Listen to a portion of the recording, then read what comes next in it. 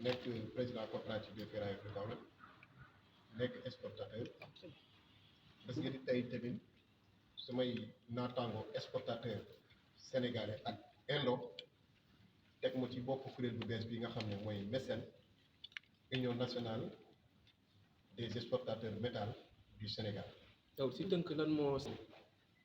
sabab bi tey lu ko tënk mooy dinaa bu ma sante yàlla julli si yonent bi mooy dañ taxawal benn kuréel boo xam ne parce que exportation métal yàgg nay am ci Sénégal waaye mosu ko am kuréel bu dëgër tey nag quelques exportateurs sénégalais mii man ak ku ñëwaat Rokhaya Ngom ak suñuy collègues exportateurs indo yi nga xam ne dañ jógee Indonésie ñëw fii Sénégal nga xam ne am na ñu fi am 10 ans am na ñu fi am 15 ans am na ñoo xam ne dañ fi liggéey seen papa yi dañ fi liggéey ba màgget dem seen doom yi remplacé leen tey ñu taxawal benn kuréel boo xam ne tuddee ko MECEN loolu moo taxoon tey daje bi ñu woote pour lancer ko yëgal ko li nga xam ne mooy gouvernement du Sénégal yëgal ko les fournisseurs informer leen ñu ñëw invité leen parce que exportation bi dafa amoon ay jafe-jafe yoo xam ne ci at yi yëpp kon war nañ mën a taxawal kuréel goo xam ne lépp luy exportation ñu koy jaarale si ñoom état di ko jaarale si ñoom di wax ak ñoom parce que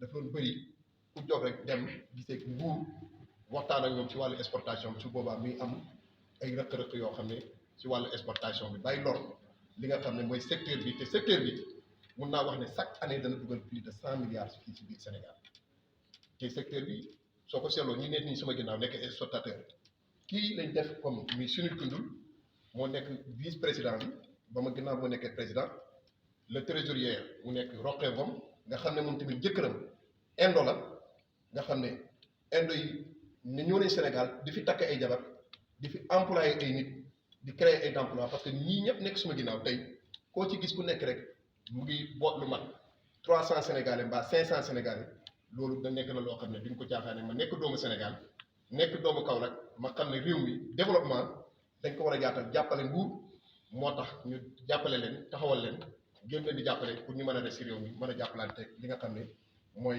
Sénégal yi exportation bi nag dafa amoon rëq-rëq depuis le 21 août 2023 mooy licence yi dafa jeexoon licence yi nag ba mu jeexee 35 licence la woon ñaari Sénégalais moo ci nekkoon man ak keneen ñu si def ñëpp ay indolé yàlla def ñu dugg ci renouvellement comité technique ak direction du commerce liggéey bi nag xawoon na bar boole ak élection présidentielle yi ci biir élection yi nag ñaar jotoon ci génn ñaari licence xam nga du fanweeri nit ak juróom doon liggéey ñaar du ko liggéey loolu moo tax secteur bi boole ko ci guddi yi ñu toll lépp li prix lu war a génn réew mi dafa daanu industrie tamit ñu ngi am loo xam ne tamit exportateur yi lañ ko doon jaay mu ngi taxaw parce que ñaari licence waru ko mën a liggéey waaye ci loolu nag Abdou Karim Fofana.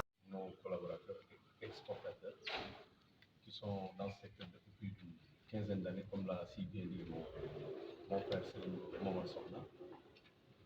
Pour tout juste remercier d'abord la direction du commerce intérieur. Parce que depuis août 2023, les licences d'exportation avaient expiré. C'est ce qui avait bloqué le secteur. Pourquoi? Parce que l'ancien ministre, M. Abdou Karim Fofana, avait décidé de donner uniquement 2 licences. On ne sait pas pourquoi. On ne connaissait pas la motivation de ces décisions, franchement. Ce qui avait complètement bloqué le secteur avait installé une situation de monopoly. Et ce qui s'est passé après, les prix ont baissé.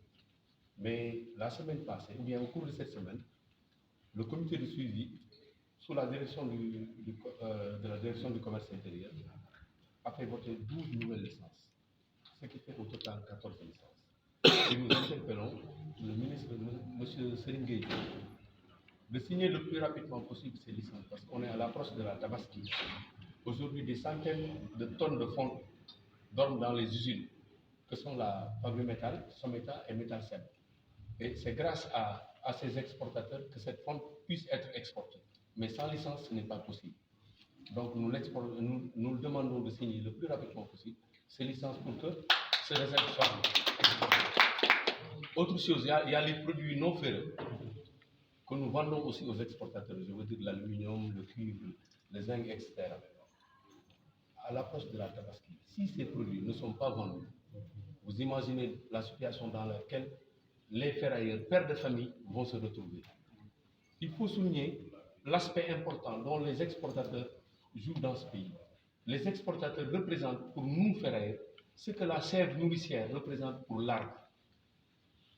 Ils sont les premiers à avoir cultivé la politique de préfinancement auprès de nous.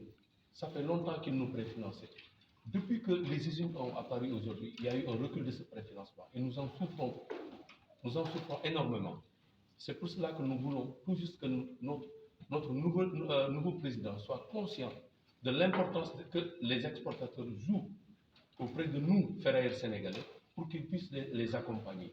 Vraiment, c'était l'objectif principal de cette rencontre aujourd'hui. Et nous remercions aussi bien les exportateurs de cette invitation, mais nous remercions aussi les fournisseurs qui ont fait le déplacement pour venir rencontrer aujourd'hui la presse et exhorter finalement les autorités étatiques de nous délivrer ces licences avant la Tabaski pour le bien-être de tout le monde. Je vous remercie beaucoup. I'm the Vice President of all the exporters. Like the subject is already explained to you by my colleagues, President of all exporter, by Mr. Sarin Momar Sofna. So I want to give a small introductions about these sectors. This is a big sector in Senegal. Senegal in West Africa is the most developed countries. Scrap is available here in a huge quantity. And last from 1 year, there are some problems in these sectors. Government they just give only 2 licenses, which is not enough to support these sectors. Now, I would like to say thanks to the new governments, to his authority, DCI, who understand these matters and to open more and more license. We heard the informations last week, they have opened and they have confirmed 12 more license to support this sector. So, thank you, thanks a lot to the authority, to DCI, to the ministers, Mr. Sarin Job, who understand these matters and open these sectors. Thanks a lot, thank you.